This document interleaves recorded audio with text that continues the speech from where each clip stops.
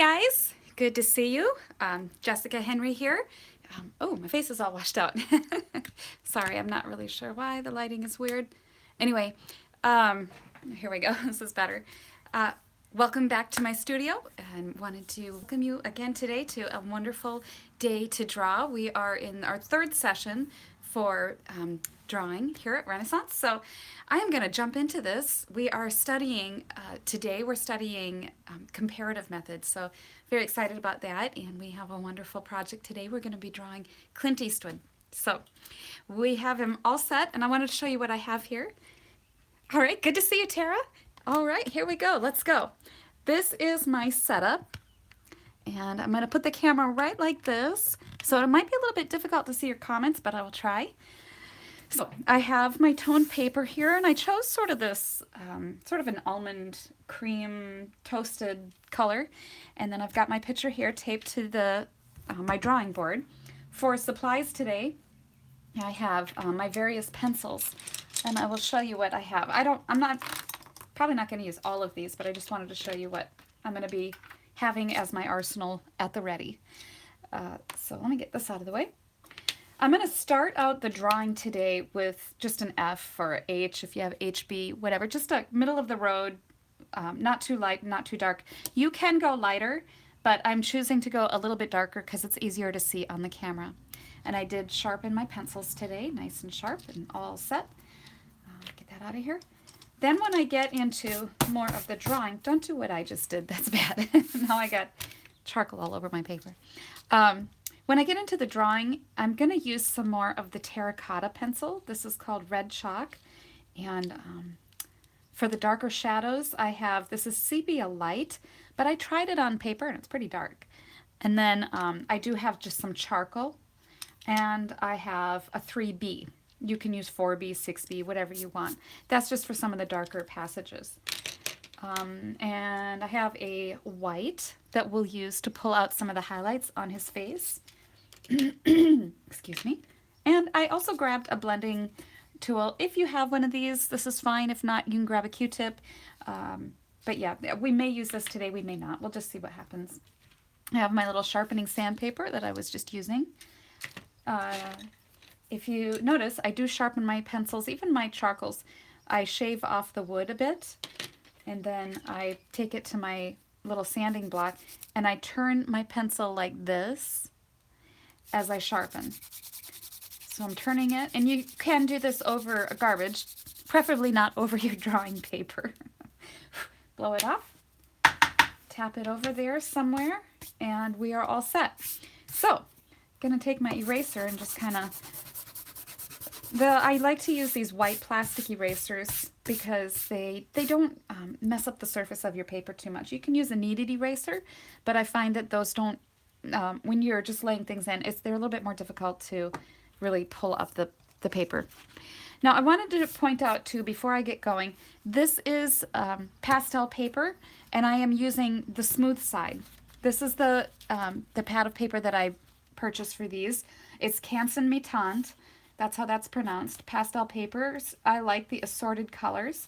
You can buy these as large sheets and buy them all individually. I wanted to show you the difference though. This is the rough side of the paper, and a lot of pastel artists will use this side when they are doing their works because it holds the chalky looseness of pastels better. But you can see there's sort of that, I'm just going to do like a thin layer of color, and you can see that it leaves those little tooth marks, okay? And that's not something I personally prefer. When I'm doing a drawing, I like to get in there and do some finer detail. So I flip it over, perfectly acceptable. I'm taking the same black charcoal and I'll do the same thing again. You can see by just doing that skin, it has a smoother tooth, and I can get in there and do some finer detail-y little marks that just show up better on smooth paper.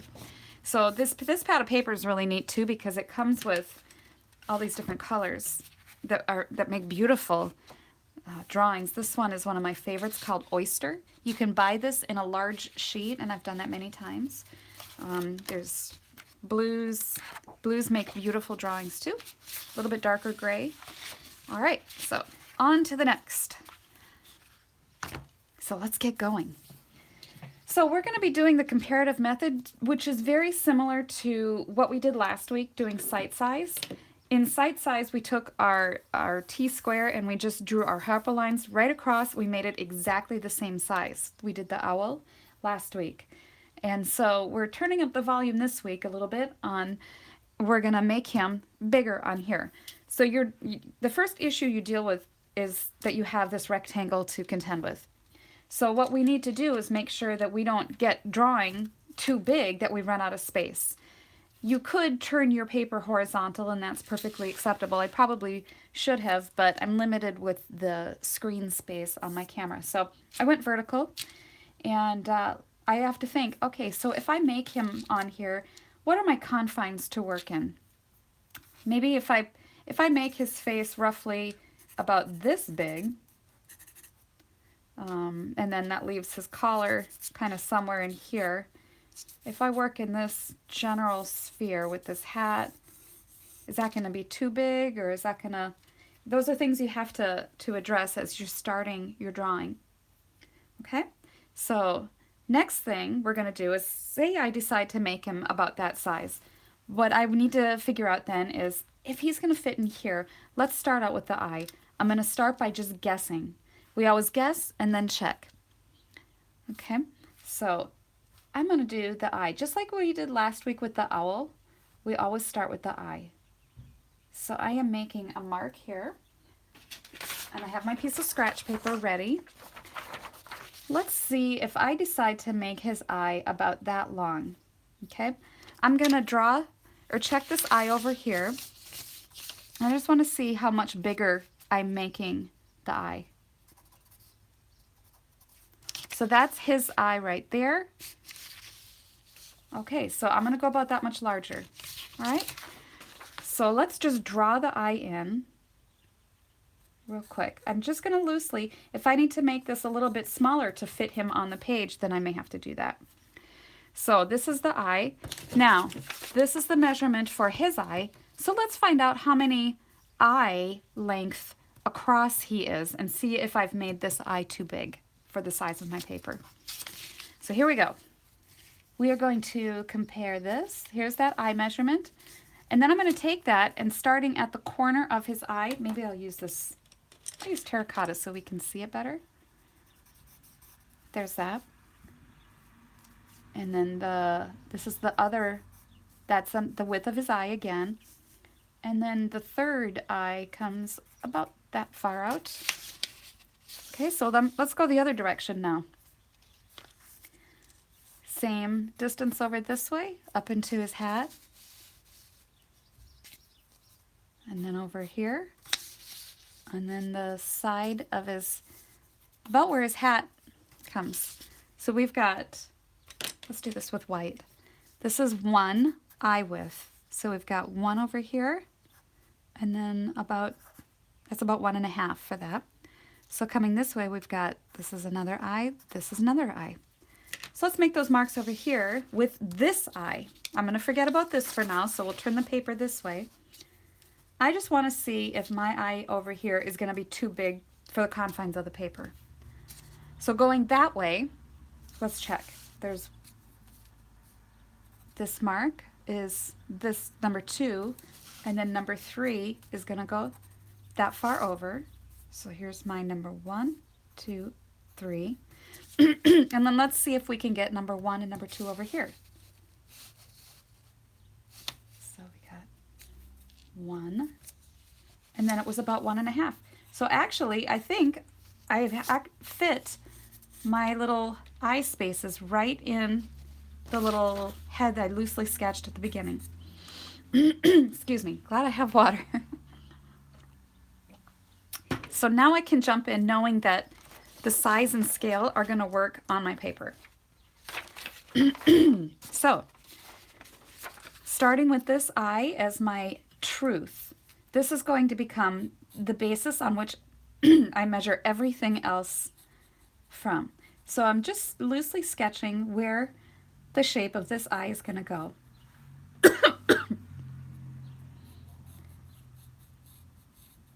And I'm flicking my eye, which you can't see.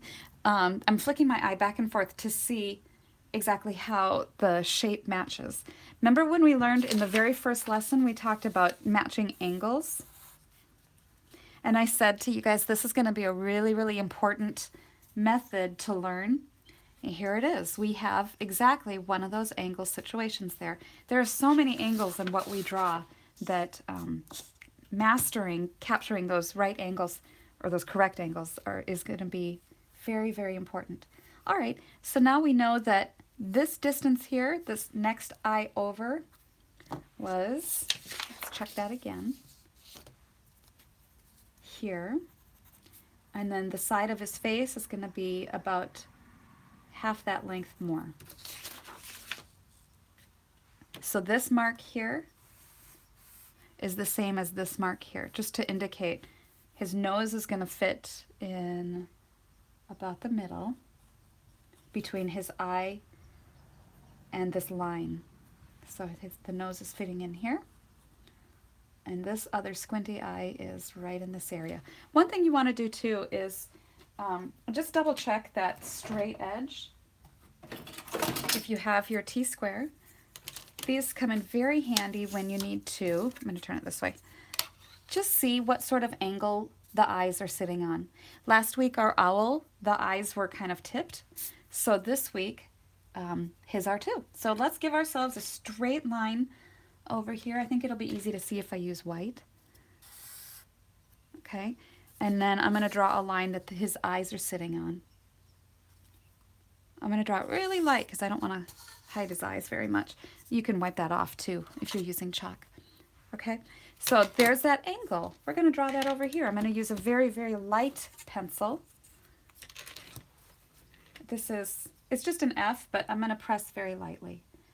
So this horizontal line is at the bottom of his eye here.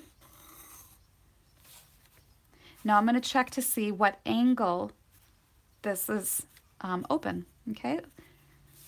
So it looks like to match that angle, and I started this angle right at the corner of his squinty eye right here. So this is that mark. So let's see. If I draw this at that angle, does that match that? I think it's pretty close. So I drew the lower part of his eye maybe a little bit too low. So this is my truth. I've got to make sure that my truth is accurate before moving on. It's like life. So here we go. Getting that in. And I don't want to go too wide because I've already established that this is the width of the eye that I'm going to work in. Nothing intimidating about portraits. Really, it's just a matter of measuring and getting these shapes accurate. And we've already worked on those the very first lesson. So not too many challenges here. And remember too, if you just look at them as negative spaces, then again, it's just, that's it. Okay, so his nose was right here. And this, remember, this mark cuts his other eye about, maybe about in half, or not quite.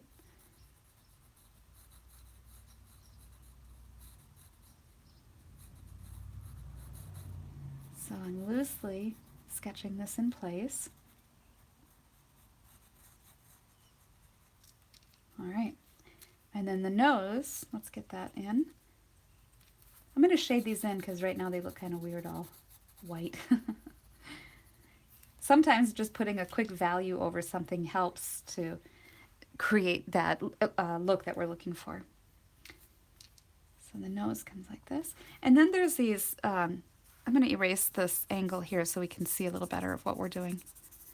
That's easy. So he's got these contours a little bit around the eye that without getting them in place, it makes it a little bit difficult to see where we're going with some of these things. So again, I'm looking at this angle right in here, and I'll draw it with the white so you can see it. It's facing this way, that way. The mouth is going like that. So I'm eyeballing that over here just for now to get it in place. And then there's another angle right here, just to help define that part, like that. Just loose. They don't have to be spot on accurate at this moment. They're just to help me lay in some of these tentative, okay, if that's there, then the nose makes sense that it's right here. Now, when we were working on the owl last week, we drew some vertical lines. We're going to do the same thing here. So we have these marks indicating where the eye widths are. Let's just go with those. They're already in place. And I'm going to use the white so that you can see them a little bit better. We'll go from over here. I'm putting the edge of my T-square right on the edge of that paper, and I'm pressing it in place because the tape makes it so it doesn't want to stay right in place. Let's move this over. Sorry if my head gets in the way. It's not quite where it needs to be. Okay.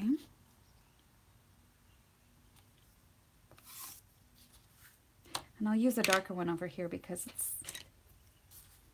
it's in the highlighted part of his face, so it's going to be a little bit harder to see. There. Okay, so let's put those over here, and we'll use our lighter pencil so that we can just get those marks in place. I think if I just move that over. This really becomes, after you start getting your truth in place, your first eye, then it becomes a lot the same technique that we were doing last week with the sight size. You're dropping down lines, you're using helper lines, and just seeing how things fall into place and in relation to each other. Oops. It's a little bit different than using a grid, even though it looks like that. For now, these are just marking out the widths of the eyes so that you can have that visual to see. Okay, so let's get this nose in place. We drew a plumb line down here, and it touches the tip of his nose right here. So we know that that is how far out his nose is going to go, this line. It's probably hard to see on camera. But what we don't know is how far down the bottom goes. So by comparing this length here to how far down, that'll give us the base of the nose. So over here, I have to go with the original eye. So let's take that measurement. Here, it's a little harder to see with the pencil, so we'll just take the paper. This was his eye, according to this, and we're going to check how many down the nose goes. So starting up here at the corner of his eye, I'm going to make a mark with a white so you can see it. That's one eye down.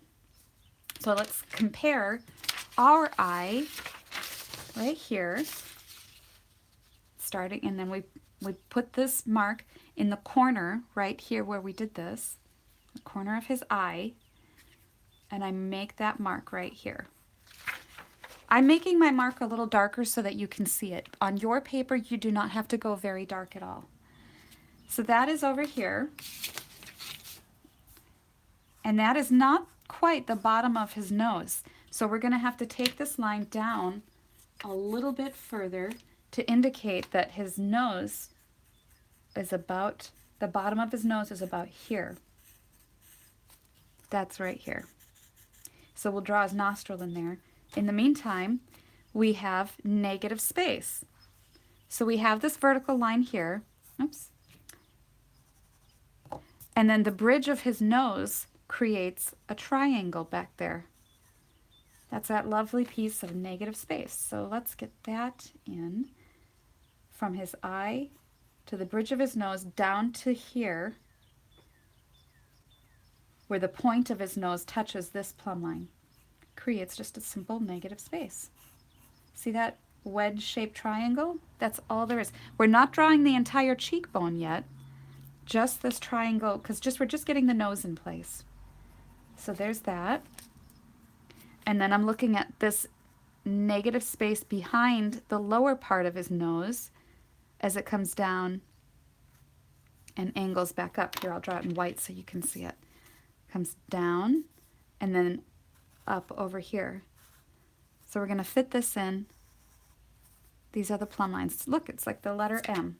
What we see under his nose is It goes up, angles, up, and then that plumb line makes the side of the M over there. So we're going to come over here to the tip of the nose, there, to the side over here, which is not the side of his nostril. The side of his nostril would be about in here. But we're going to get that angle just so.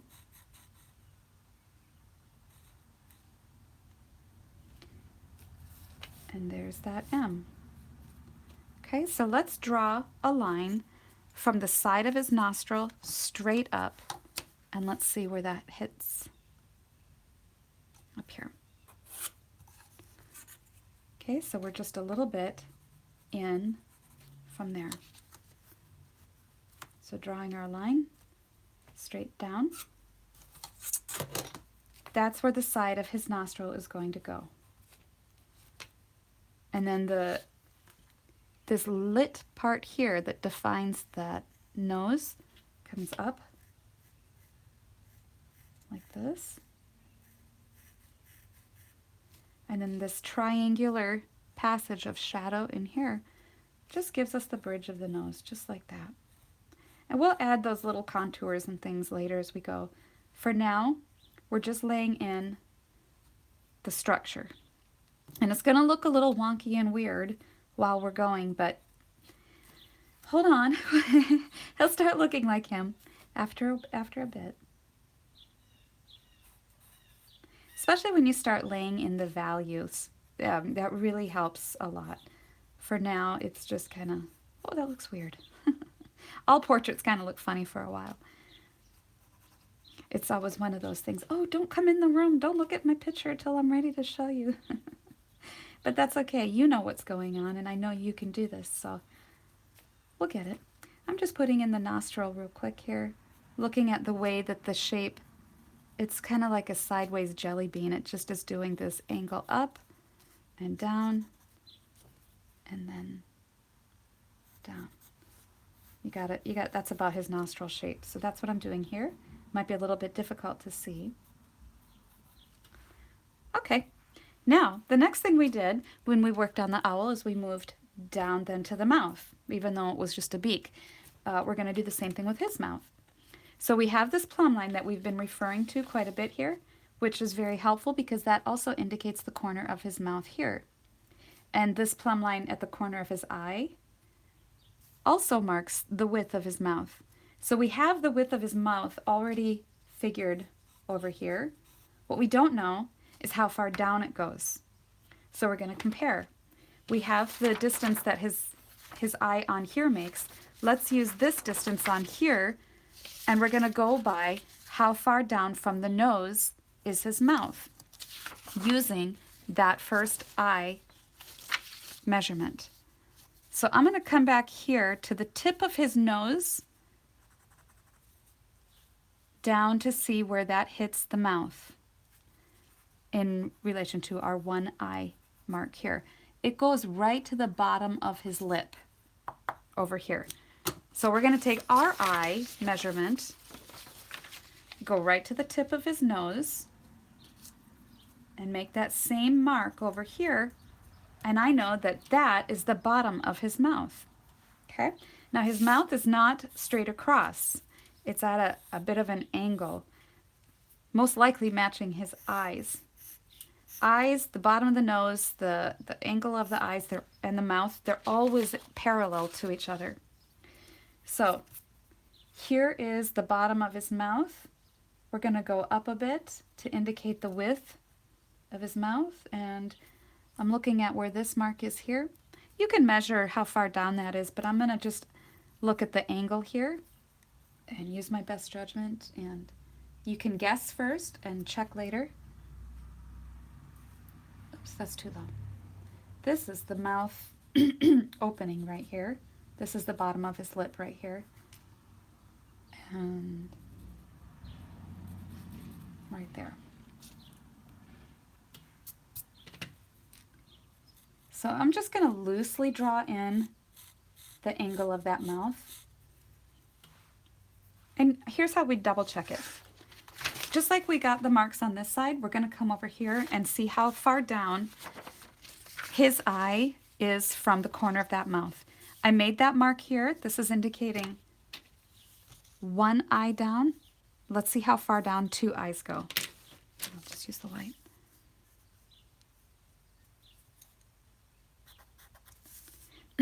Okay, so two eyes. His corner of his mouth is up a little bit from the exact two eye mark.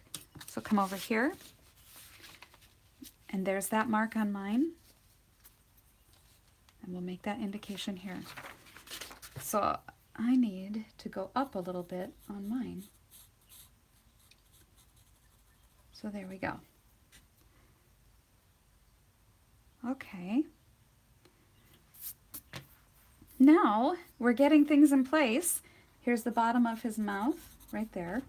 I'll erase that mark there so that it's not confusing us. All right, it's not really starting to look like him yet, but we're plowing through. Okay, once you get the main features in place, the eyes, the nose, and the mouth, now we can start working on the exterior of the form. So let's figure out how far down the chin goes. We've got our eye marks in place. Let's take our eye marks, his eye, and see how far down the chin goes. It's one more eye. So we have our 1, 2, and this is number 3. So let's take ours over here. And this is our 1, 2, and 3. There's where his chin is, right here. Now again, the bottom of the chin is parallel with the mouth, the nose, and the eyes. So we're going to get that in place. And we've got this plumb line that we've been referring to so much, which indicates the width of the chin before it starts becoming a cheek. So we're making some marks here, just little indicators of where things are going to go. So just draw a nice loose line, and it angles up here. And then right at this, well, not quite at this plumb line, yeah, just about, his jawline starts to angle upwards. So we are going to make that, remember this angle? I'll draw it over here so you can see it. We have this angle going this way. Let's make that nice and level here. So if we make this here, and remember how we checked our angles on our worksheet on the very first lesson? Let's check that here. It might be instructive just to see if we're very close at all. And I checked those marks right at the plumb line. It might be a little bit different because this is a little bit bigger, and depending on your drawing, it's just different how you might have it larger, but just do the best you can to eyeball as far as that goes. And I think that we're on target there with that. Okay, and where's this other plumb line? This line right here. Let's make that a little easier to see over here.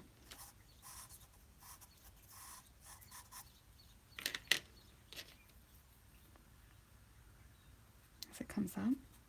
I'm not going to worry about his ear at the moment. We'll get that later.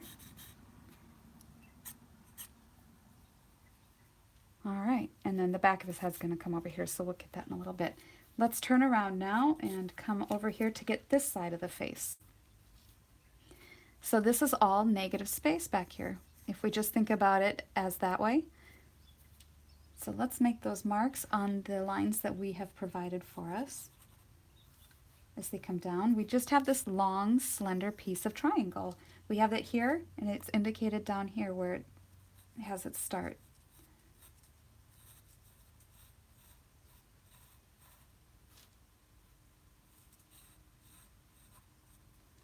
Okay, and it comes up from this eye just a little bit, like that.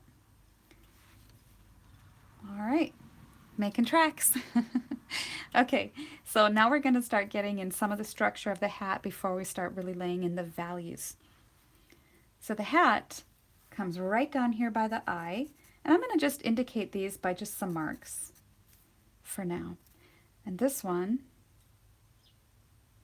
I'm looking at this eye and where it is in relation to that. It's just up a little bit. Looking at where it intersects that plumb line and where it comes over here with this plumb line. If I had to eyeball it, it's about one eye up. And you can draw your little mark lines in the angle that your lines are going to have to go.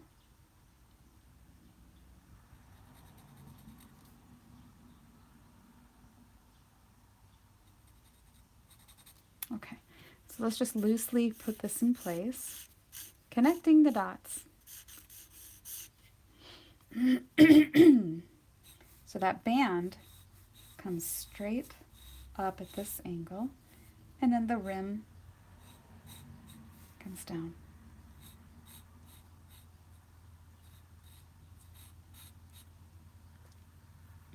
Now this is all negative space back in here. So let's look at that and how that's going to fit over here. I'm looking at this angle of just the sky back here, created by the rim of his hat. And again, let's double check and compare to see how far over that rim of that hat goes. So we'll use his little eye right here. And from this plumb line, let's figure out how many eyes over. Let's use the dark so that you can see it. There's 1. I'll move up. 2. Okay, about 2 2/3 is how far over that rim of that hat is. So turning my paper, I know that I can take my eye here and go 2 2/3 out to figure out how wide it is.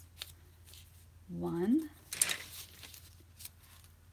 2, and there's 3. So about 2/3 would come to about that far.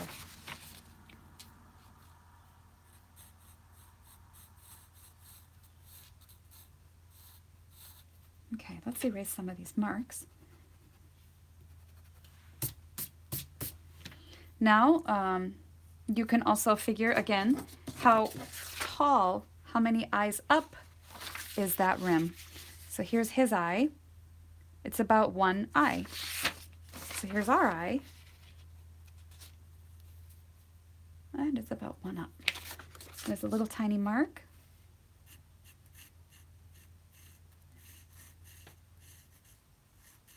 And we're all set.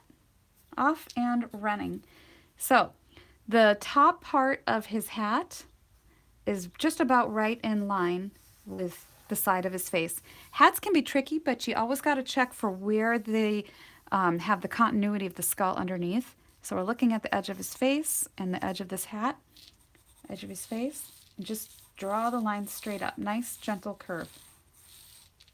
All right, and that's all you got to do with that. So we'll come back over here and do some of that too. In the meantime, let's get the band on his hat in place. And up. This is fun. I hope you guys are enjoying this lesson. I'm enjoying it. No worries. I hope that you can see through the course of this that there's nothing to be intimidated about by portraiture. This is all just as simple as measuring and drawing some lines. So I'm going to erase these little numbers so that they're not messing up my drawing anymore. These 2. Okay, and then he's got this strong shadow cast under his hat brim here, creating that really cool, mysterious passage in there. And that'll be great. Once we get that value in, you'll really see it start to look just like Clint right in here. So now let's get his beard in place and just kind of jot down some of those locations where we see this. This number 2 passage here is split right in half, and it follows along. Looks like the state of California over here. So let's look at those things. I'm also looking at the negative space provided by his skin here. We've got Nevada right next to him. Do you see that? Comes down like that. And that's that angle. Let's measure that. You can check that and see where it hits these vertical lines. And then it comes about halfway to his mouth and then drops like that. And then it comes up and angles right around to his nose. I'm going to get rid of some of these numbers here too. Comes up and over. Looking at where this line is shooting right at his nose, and we already have the nose in place, so we can trust that it's not going to mislead us here and shoot right up that way. Okay, there we go. And the more things you get in place, the more you can erase helper lines. Just like a figure skater, it looks just effortless what they're doing out there on the ice. Keeping your helper lines very loose makes it look like your drawing was effortless. You create that illusion. Okay, let's get a cigar in there because that's just way cool. So again, we have this angle coming down like this. I'll draw it in white over here, coming down. Oh, look at that. It parallels his jawline. Let's use it. His jawline is here. Let's just make it coming right out his mouth. And it does stop pretty much right at his chin here. Boy, that was easy. There we go. And that kind of obscures most of his mouth. And we'll put some white chalk on the end of that to make it look like it's one of those old cigars. And his mouth kind of curls up around that just a little. So we'll get that in there. This will be a longer video today, just because there's a lot to say and do about this in here. Okay, now, getting this beard in place, let's look at the mustache over here. Erasing some of that. So far, I'm still just using my F pencil.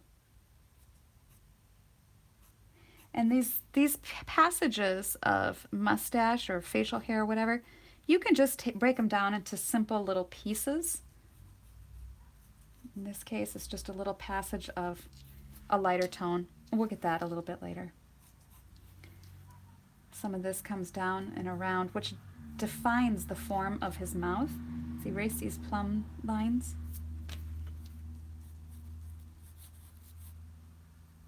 And this is darker in here.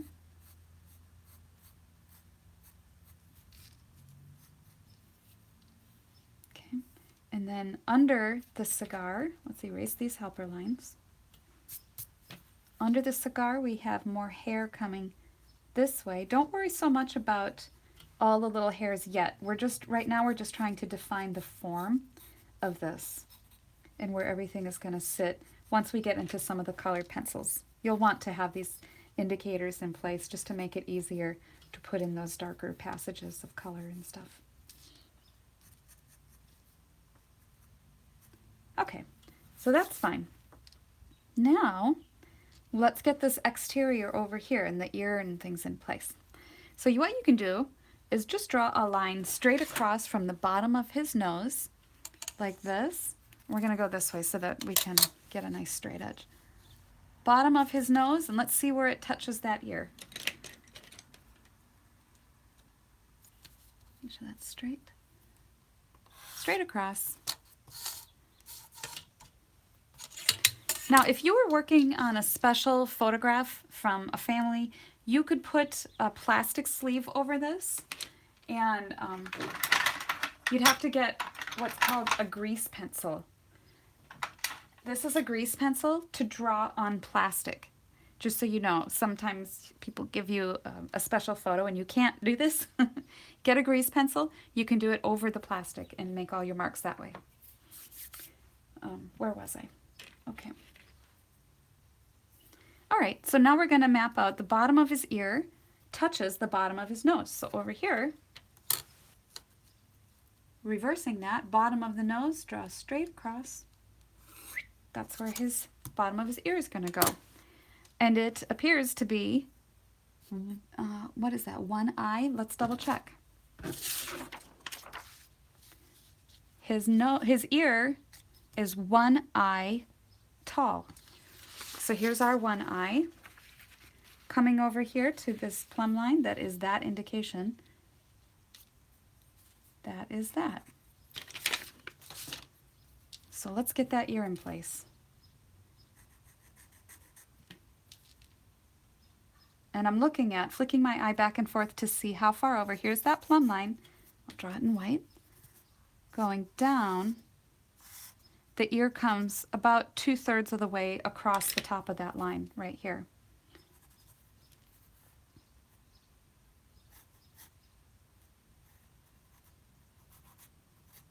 Like that. And then inside there, there's just that darker, what is that? It's almost like a upside down pear inside his ear. It's about like that. You don't need to give a whole lot of attention to ears because we want the focus on the face, on the eyes and the emotion of this. So we'll just keep that very subdued and basic. Nice, straight, strong angles. About like that. Okay, and his neck, this side of his neck over here, comes straight down to the bottom of his chin. I'm looking at this negative space created by, here's our plumb line, and look at that angle right there. So here's our plumb line.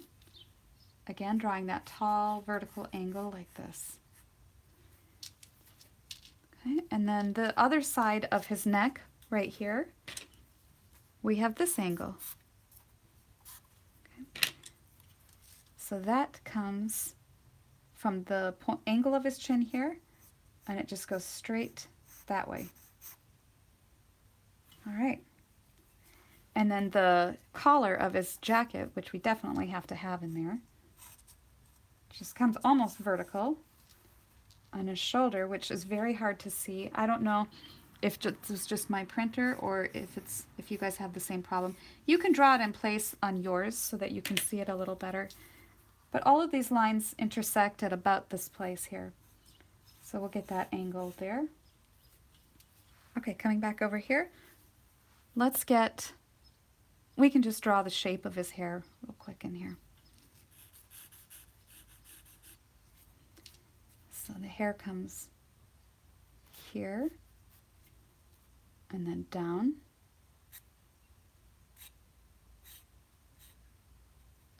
Let's draw a line across to see how far over, or where the hair ends and the jacket begins. So taking this plumb line, I want to see where it hits the mouth. This is a key point there. So it looks like it hits right at the corner. So coming over here, going from the corner of the mouth out, that's where his hair is going to go, right there. So we'll come down and give that little flick back there of the hair. And then the jacket is nice and straight here, coming straight down, that strong angle. And it comes down to the bottom of his chin, just a little below the bottom of his chin before angling out. All right, so I'm going to erase some of these plumb lines now because we really don't need them. Here, I'm going to use this brush because I don't want my hands now to start smudging some of these pencil marks. So use a brush.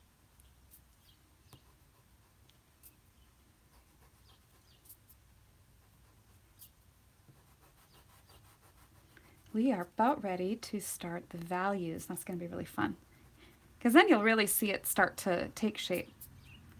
Oh, we got to draw that side of the hat too.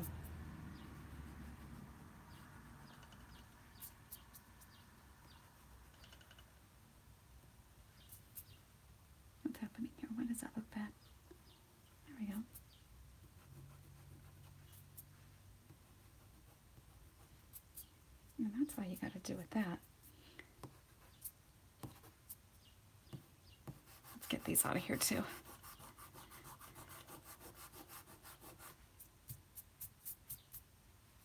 And these angle lines. Taking our time. Isn't this nice? I don't know if you can hear the birds, but it's just very peaceful here today in Ohio. The weather's beautiful. Love that. Okay, so here we go.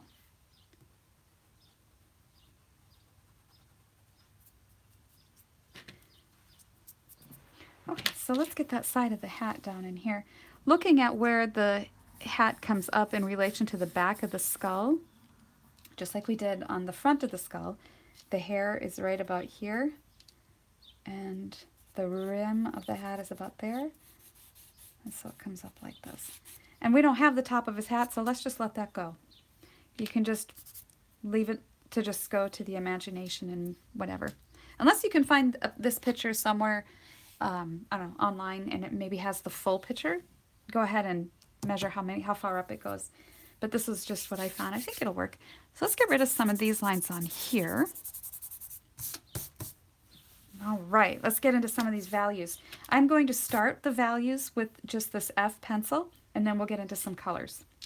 So for now, let's start. I want to start over on this side and work our way this way because it'll smudge. You can even just take a clean piece of paper and start laying down the value. We're going to use our 45-degree angle line right now, just in these passages where it's really dark. And we had those indications already made, so we're basically just blocking in simple values.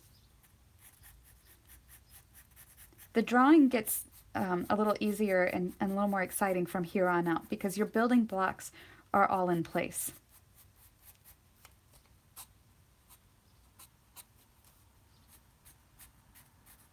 I'm not going to go over that ear.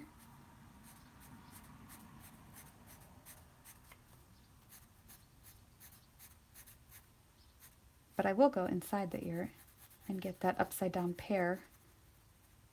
Just put a value on that. And over here. I am not pressing this pencil to be as black as I see it over there because I have a darker pencil over there that will help me with that.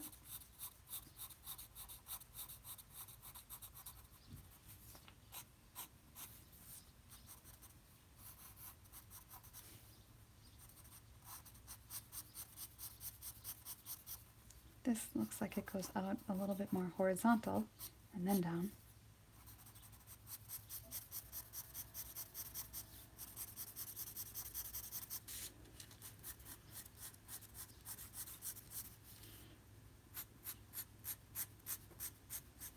And his neck just kind of fades into the darkness of his jacket down here.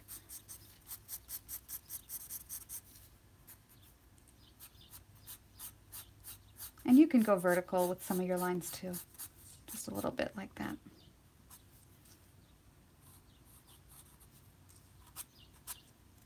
Okay. Get his beard in place, just a darker value for that.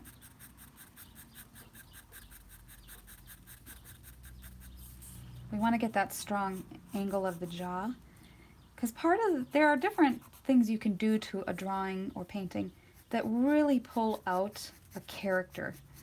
And in this case, with Clint Eastwood, we really want that character to come through, which is, of course, that strong jaw, the squinty eye. We'll pull out some of those wrinkles around the eyes and that squinty face. So we'll get all that in there.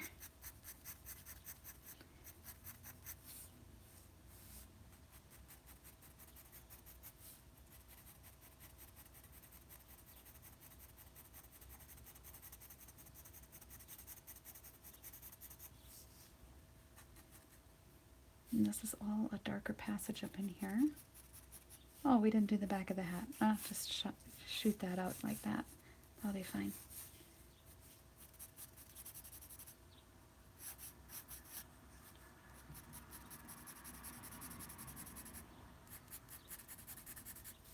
This is all that dark passage under the brim.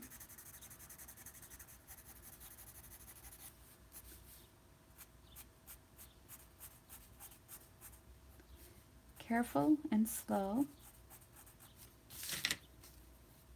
He's got his eyebrow kind of in this area. You can just sort of suggest that darker passage there. And then this shadow connects with his eye. And I didn't want to connect that until we were ready to, because we were using the eye so much for measuring. So now we can, as we're done with all that tedious measuring. Thank the Lord. But it's good. It's good stuff. There's a lot to learn from it. On this eye, give it a nice strong connection to the hat. He's got these really cool hooded eyelids. We'll make sure that those have a sharp line there.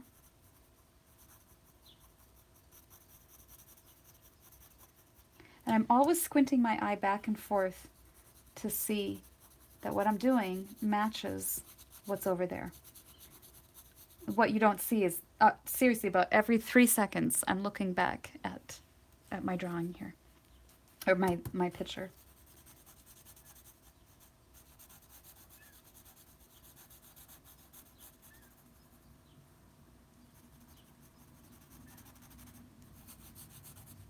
I want this to be really dark up in here. And we'll get that back. We'll do that with some of the other pencils. And you can double check. Remember when I laid these angles and I said they don't have to be exact? Let's get them more precise now, so you can have a little bit better gauge there with that.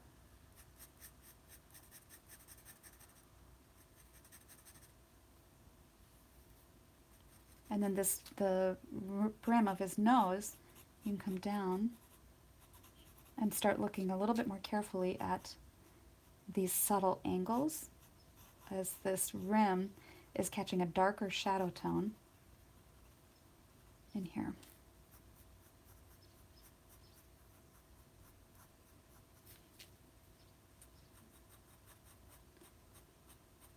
Now the cross hatching that I'm doing, I'm just laying down a shadow, but as we start getting into the subtleties of the nose, there's all these little angles and different shadows and the way that they move, that you can adjust the angle of your crosshatch lines to suggest the form and the sculpture of that nose a little bit.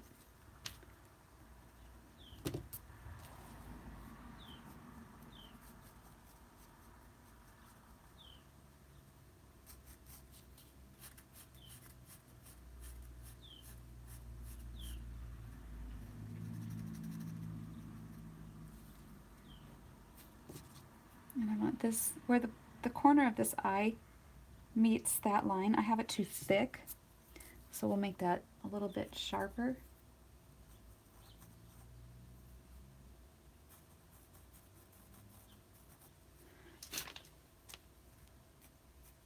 Just like that.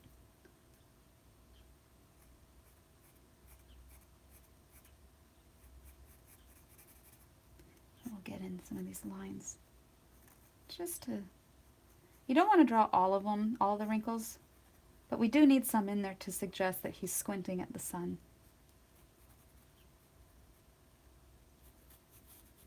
I still see a helper line, so I've got to erase that. And over here there's a eye socket sort of passage, so let's get that in place too. And I am turning my cross hatching. It's probably a little bit hard to see, but I'm taking some and doing the lines this way. Here, I'll do it here so you can see. Taking some and going this. This is really big so you can see. And then just kind of angling it down a little bit to suggest over here. And under the eye socket, just some little lines like this. And then you can take lines over the top of that, just to define the form. Same thing with on the side of his nose. Just little lines going like this, and then you can turn it and a little bit more like that. So I'm noticing the shape of the shadow is not quite right, so I'm going to adjust that.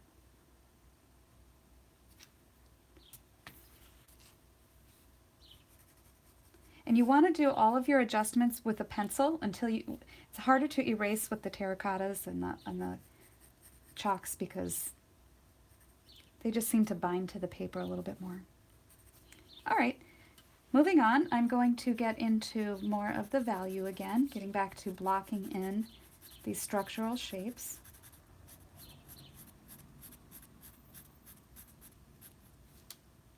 I'm feeling good about that.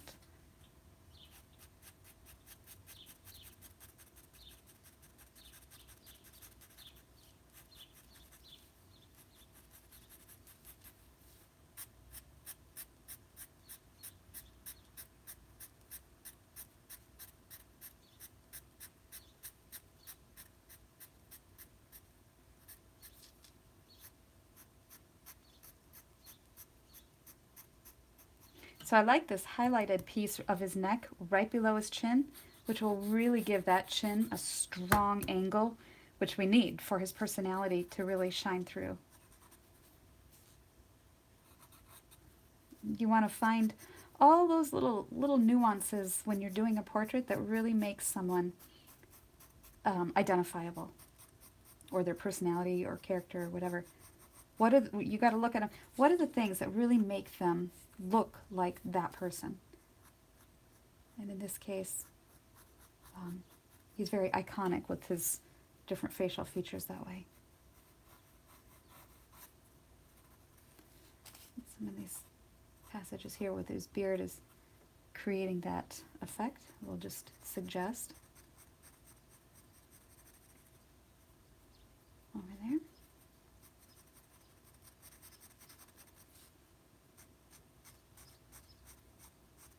I want this value under his nose over here a little bit darker.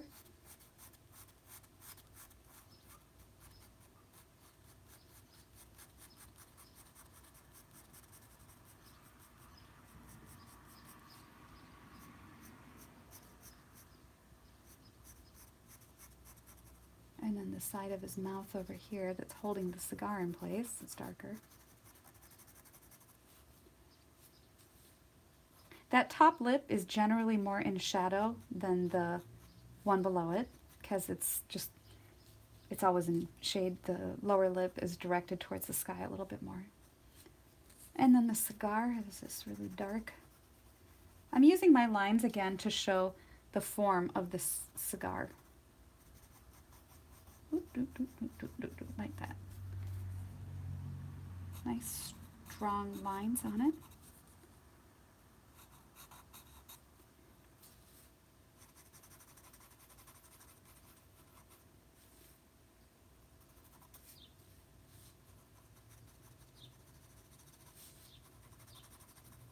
I'll let that just go down here into shadow. Pull out some of that with the highlighter.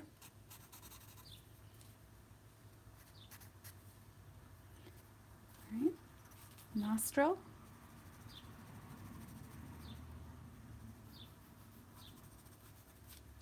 Okay, and then some of this neck anatomy down here. The Adam's apple has a little darker passage, and the beard, the chin, the jawline is creating a shadow down here on this side of the esophagus.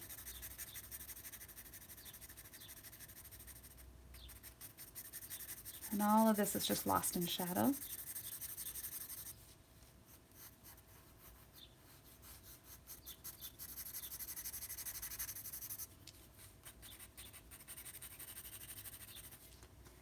Let's get that a little darker. And then this is a nice strong shadow here.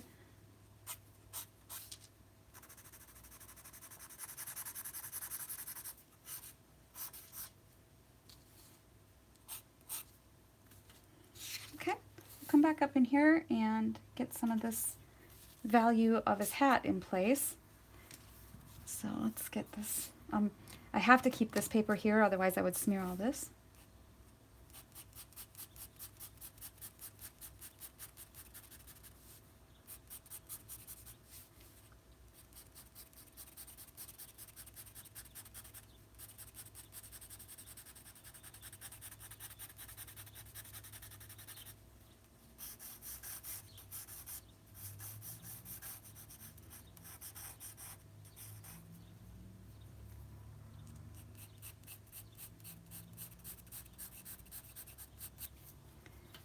can keep that all loose and sketchy too, just to suggest the form up there.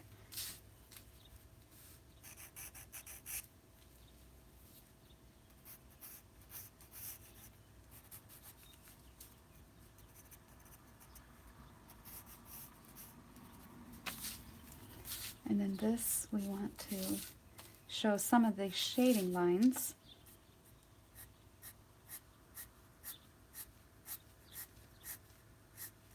As they come around this way.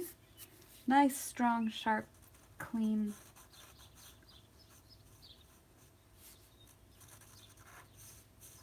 There.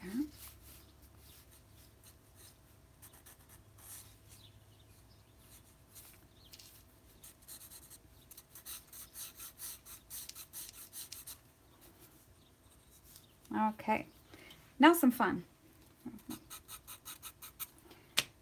Grabbing the terracotta, I'm looking to see where the darks, where these darker terracotta colors are showing most on his face. And so let's pull out some of those, starting again way over on this side because I don't want to I don't want to work this way and smear it. Oh, I have to erase this line here too. I don't want that showing. A lot of times as we're drawing, we end up focusing on lines because we feel that as drawing, you know, what else do you have to work with but lines? But if you look in nature, there aren't lines. What you have to deal with and contend with are masses. And so that's what we're working on here is just the masses, this mass of ear against the mass of the beard against the mass of the face. So trying to, you know, eliminate unnecessary lines and just focus on the ones that are going to be exemplary of this is forward, that's backwards. Just using those to help us will give you that added benefit of it looking like a sculptural drawing. So here I'm just pulling out some of these really interesting, more terracotta pieces of color as I see them on his skin. Under here.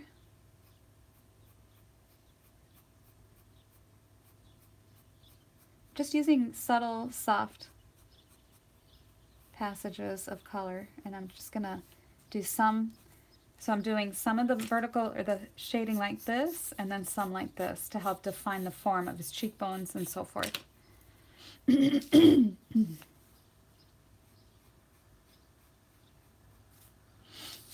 his eyebrow.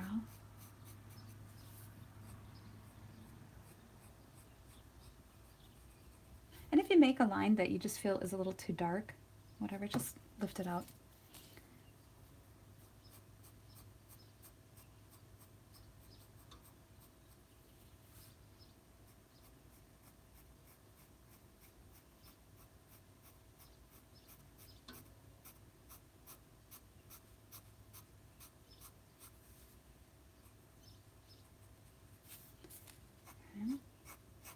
The temptation with this is that, oh my gosh, that's so fun, and then you do too much of it.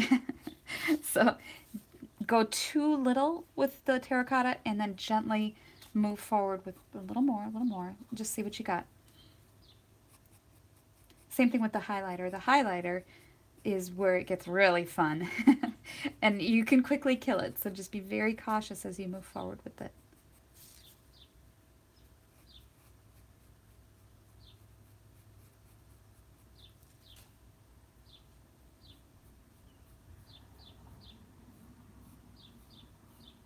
You can see I'm using very soft, delicate marks and lines, nothing too heavy or obtrusive.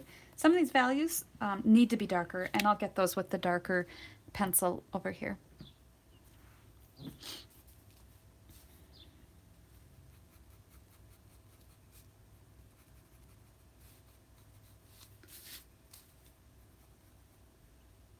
And this needs a stronger highlight, got smudged.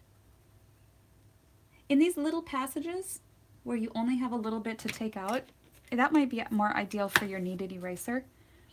And I have mine right here. So I'm also going to just maintain that delicate shading in here.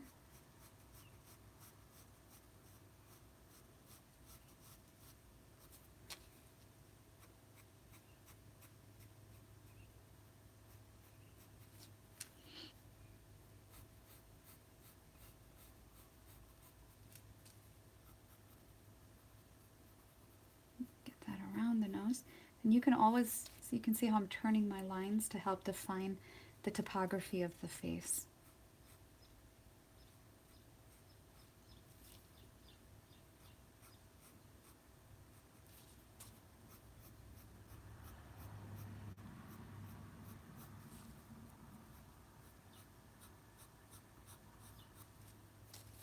And I'm seeing a lot more of this terracotta where the beard touches the face.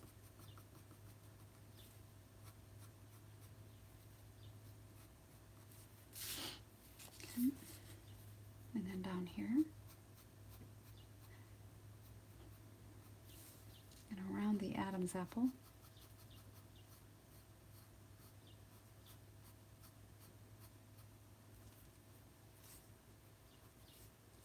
And there's not as much on the highlighted side of his face. Just a little, so I just want to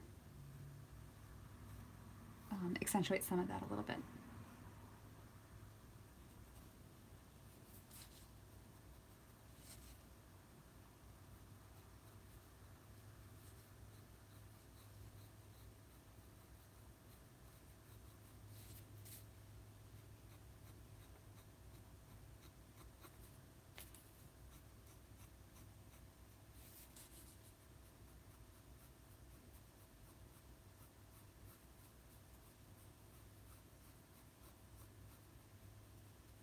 Okay.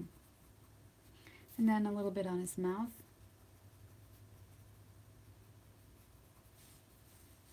Don't need very much.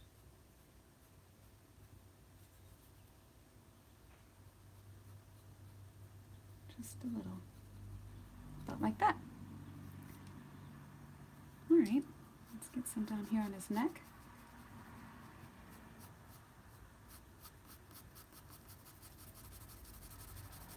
Okay, so let's switch to a darker one. And this one was part of my kit and this one is called Sepia Light. So I'm going to use this in some of the darker passages of his face and beard. This is not what I'm going to use for the black shadows. I'll just use this charcoal for those black shadows.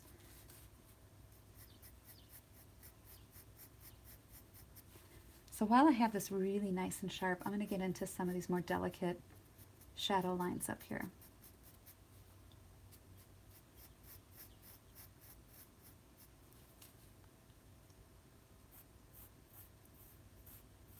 Allowing that sharp tip to define some of these more sculptural angles in here. You can see there's just no hurry here. We have all day. And you guys can watch these videos at your own leisure. You can start and stop anytime. Watch them several times.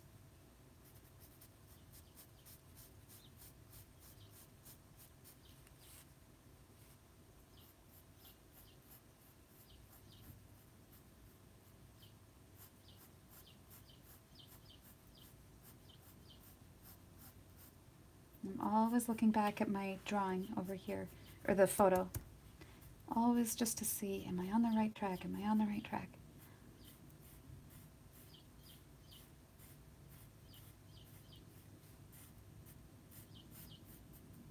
Now I want this shadow in here a little bit more terracotta.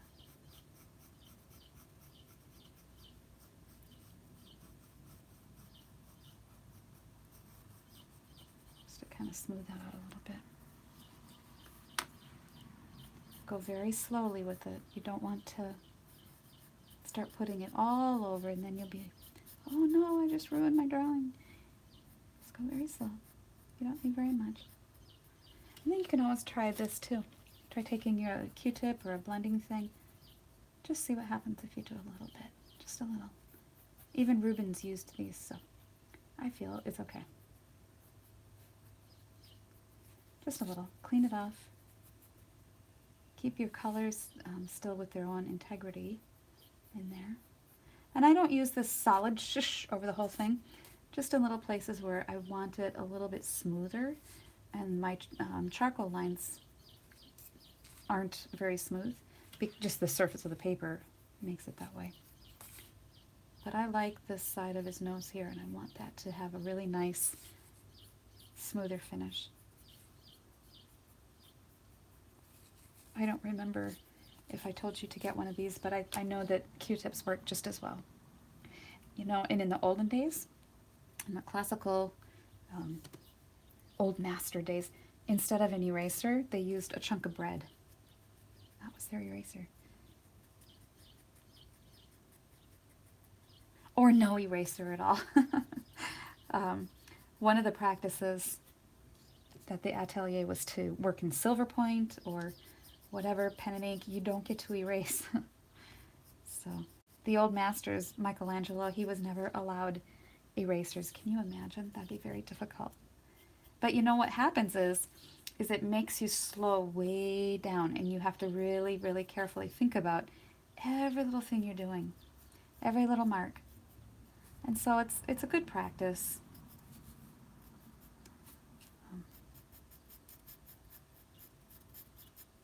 We'll get back up in there with that darker tone. Okay. So I don't know if you guys are making comments, but I'll have to check them later. Nice and dark in there. Let's push that a little bit more.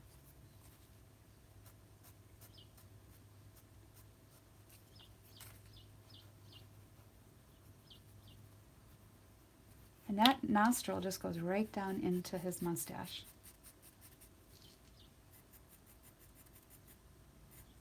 Nice and dark over here.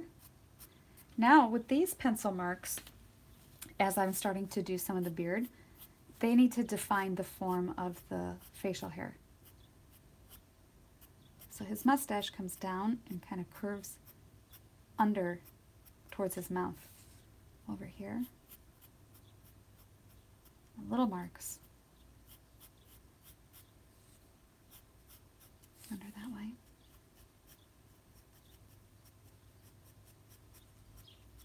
This, where his nose meets the mustache on the other side, there's a sharper accent. We'll pull that down. And I want to smooth and clean that up a little bit.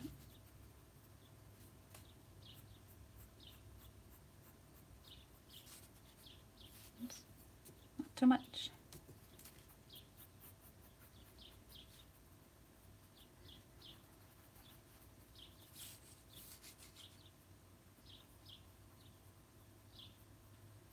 Clint Eastwood has that very identifiable little ball on the end of his nose. So make sure to get that in there.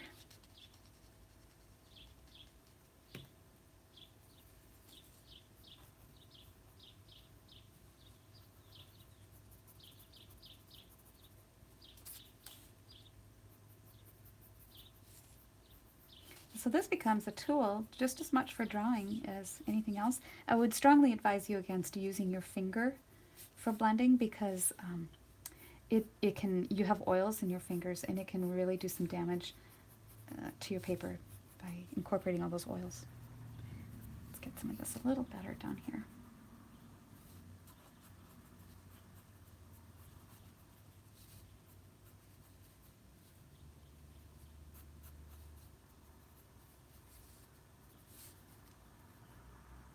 That's the corner of his mouth.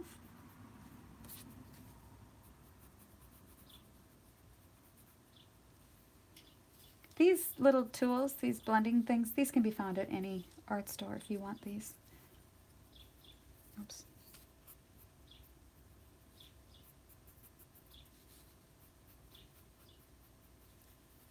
Okay, moving along.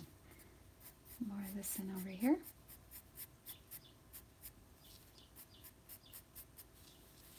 And then we'll get some of the facial hair starting from over here.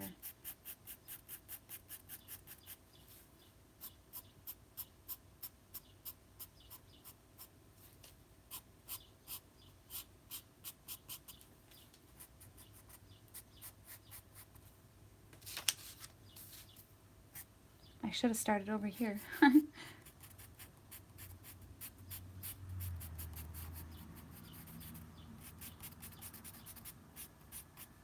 I'll put some black in this as well, just to really pull out some of the darker shadows in and around the other objects.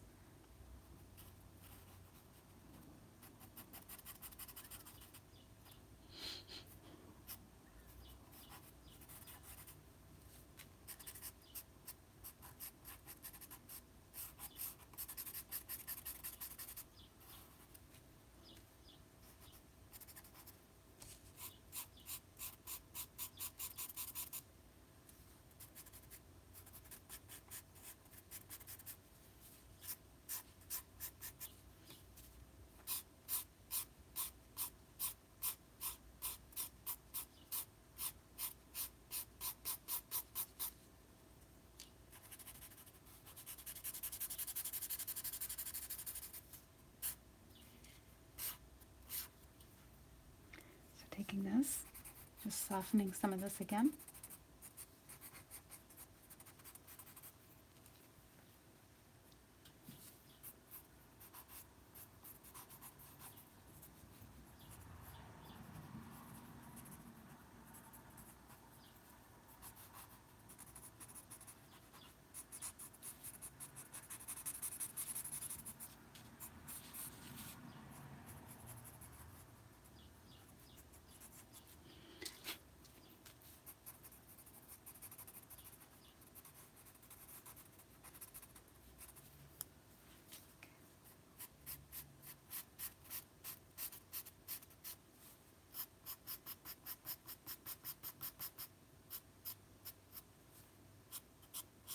Now again, these are lines now that need to be coming down and around this way.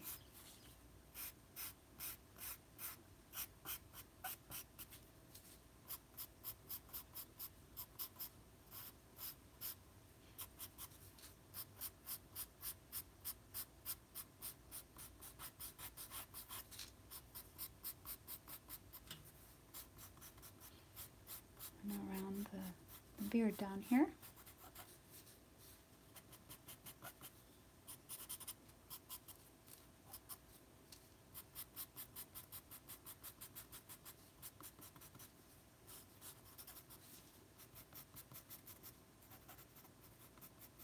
We'll get this cigar with the same color. I think it's fine. Still continuing those lines along the same way. Like that. Get that line for his mouth and just kind of back in place a little bit. Not, I don't want to go all the way across, but just suggest a little bit there. So going back through. I want to pull out those strong angles that were very important to us.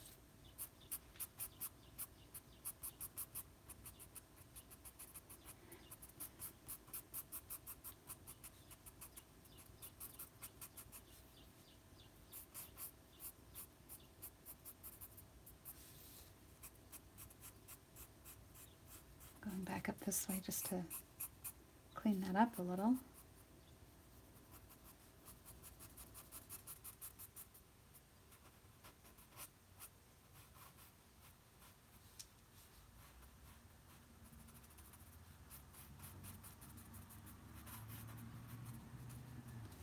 All right. Okay, let's get some of this under the neck. Remember we had the esophagus here, so I'm going to use a different sort of lines down here to reflect the skin on his neck rather than facial hair. So we'll go that direction.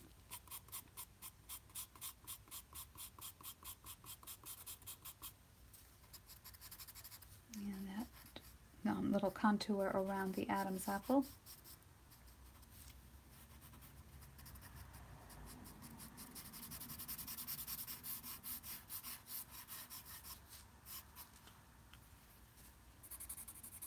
And I'm going to make sure to soften this because I really want this to have a different texture than the facial hair.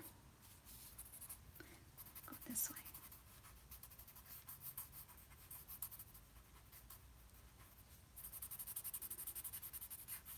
And for now, I have only been blending the darker tone.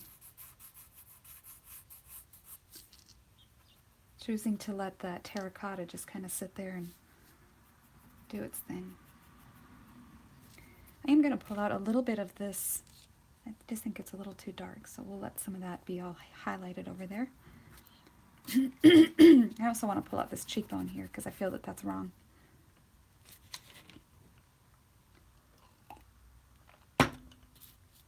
So let's get this a little bit stronger.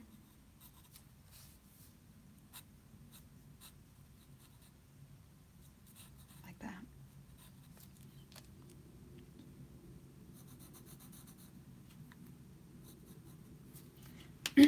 Okay, so I feel that that is pretty good with that. Let's get some of these darker tones in. Under the hat brim here, it's just very dark.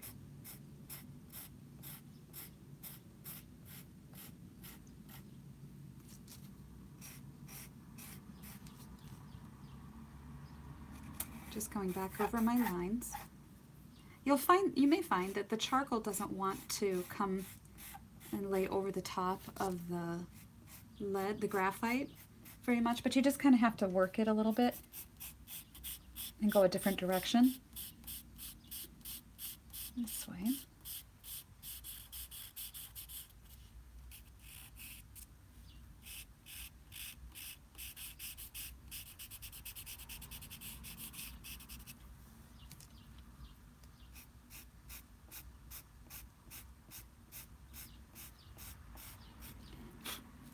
Okay, and the eyebrow.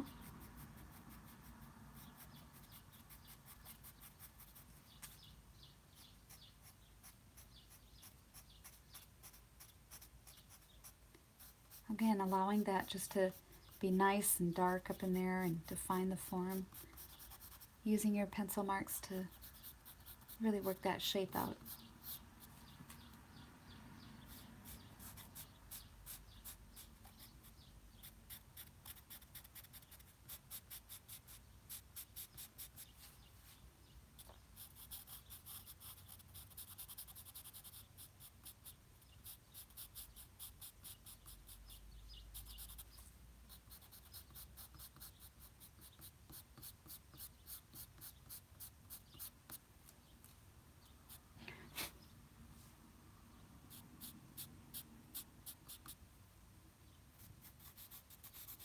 I want this to be a little bit more shadowed over here.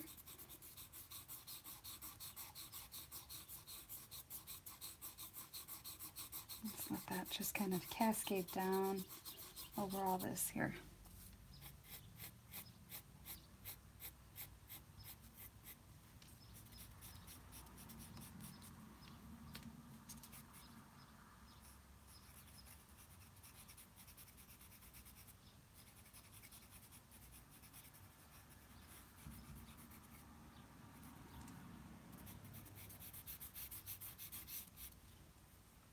Let's see what we can do to smooth that.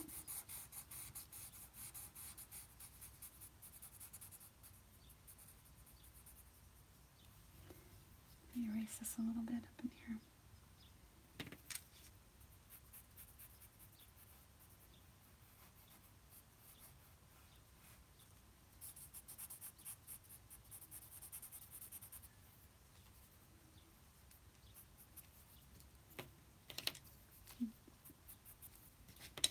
Pulling out that hooded eyelid back.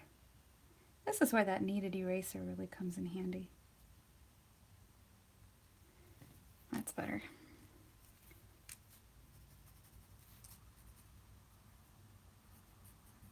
And I'm using what's on this thing just to pull in some of these squinty lines a little bit. I'll erase some highlights there too.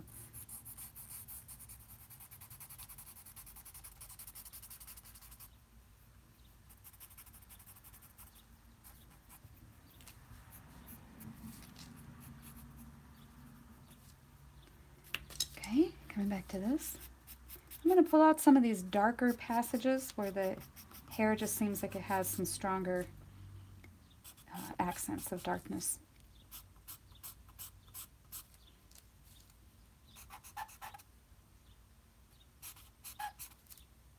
Let's get that ear shape back. I kind of lost that shape in there.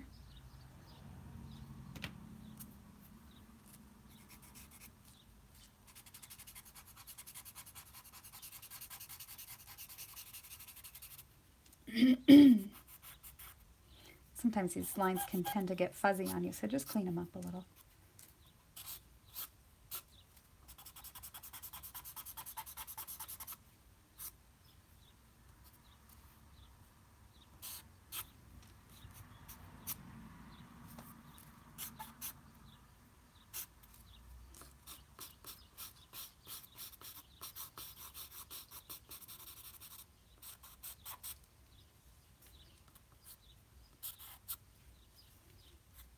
Just pulling in some sharper accents down here too.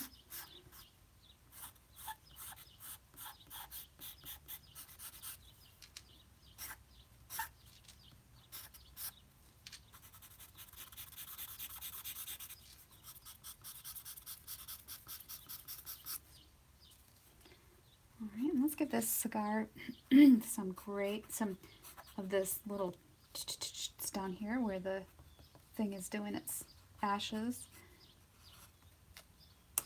Oh, that can happen. If you break it, have a backup. I've got my black here. So we'll just come back in here and pull in the darker accent. Oh, really don't have much more to go. So now I'm going to pull in a little bit more of this around the hat. Just clean this up.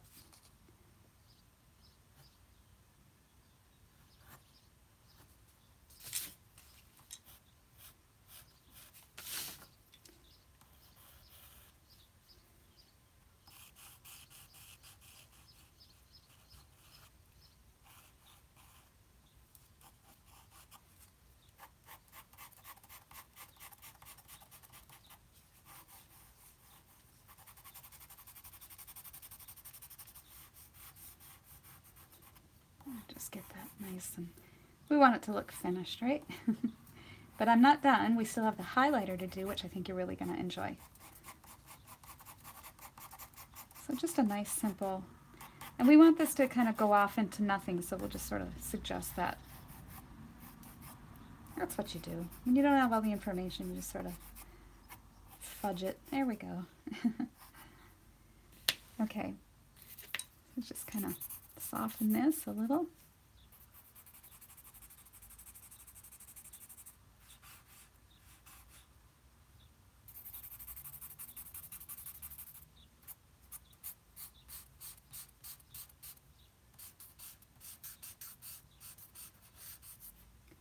Okay, now the highlighter. So we take our white, and I didn't sharpen this one like I did the others. I probably should have, but I didn't. Oh, one more thing. I'm looking at these two squinting down, and I just want to put a thin layer of this terracotta over the whole thing before I move much further.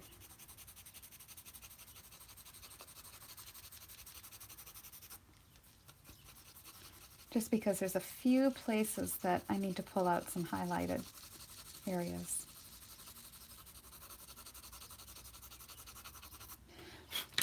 Okay, so the white. We've got a little accent up here, and then down the bridge of his nose, and this highlight right on the front of the ball of his nose, his mouth. You can use short little down there. If you use a few little lines, it makes his lips look more chapped, which is kind of cool. There's a little bit of a highlight there. The ashes will mix with that charcoal on the end. You can even do a little smoke if you want. A little bit of a highlight on his Adam's apple. And then we'll do some over on, well, we'll do a little bit under his eye here. A little under his eye here. Down the side of his face. And I'm letting these lines here show the form of his cheeks. Looking back, I don't want to overdo it. A little bit over here.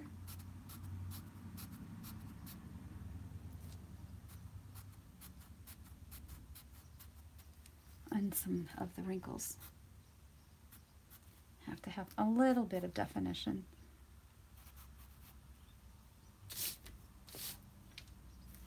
I gotta fix this eye. I feel it's...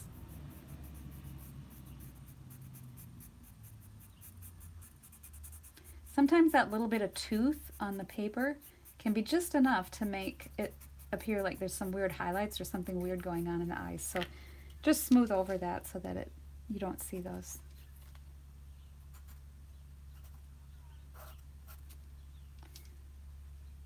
Okay, one more thing. I'm going to pull his jaw over just a little in front of the ear. Just a few little highlights on the ear. We'll accent those. And then on the hat, clean this up.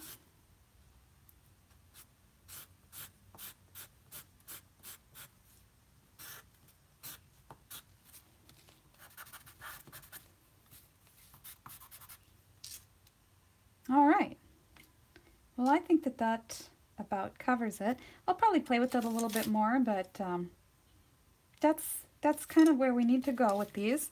I think that if you just follow these instructions and go step by step, you'll have what you need to be able to get any drawing, blow it up, and make it look like what you're going for. So sign your work. All right. Loosen this up. And just wanted to thank you guys so much for joining me, and we will see you next week, and I hope you guys have a wonderful day. All right, thanks. Bye-bye.